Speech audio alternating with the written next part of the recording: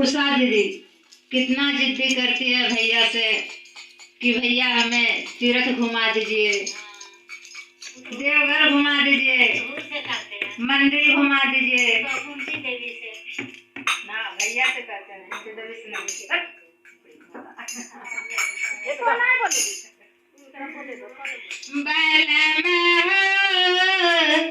सजना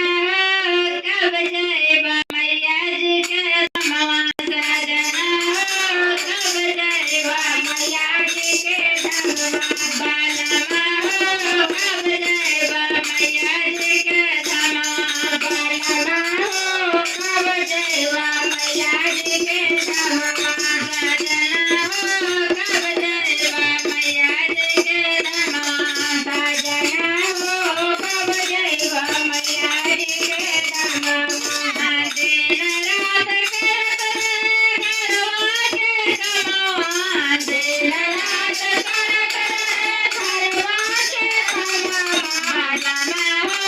सजना कब जाएगा मैया जी के धमवा, सजना कब जाएगा मैया जी के धमवा, बालमा कब जाएगा मैया जी के धमवा, बालमा कब जाएगा मैया जी के धमवा। कैसे के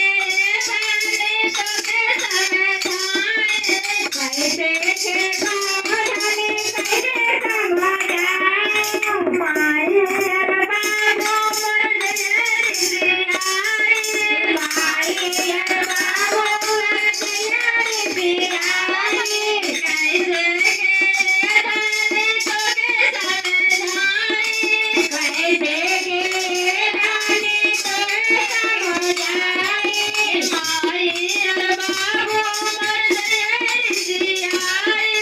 माये अरबाबो मरदयारी बिराई, लब के बालमा खत्म करे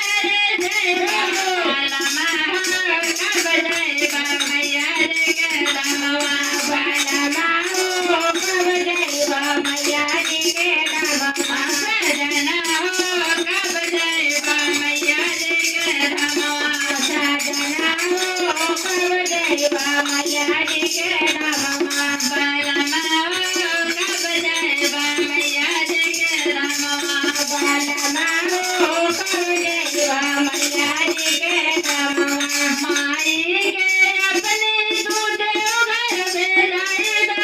माई के तो अपन देवघर भेजाएगा, बाबू के अपने ऑफिसवा भेजाएगा,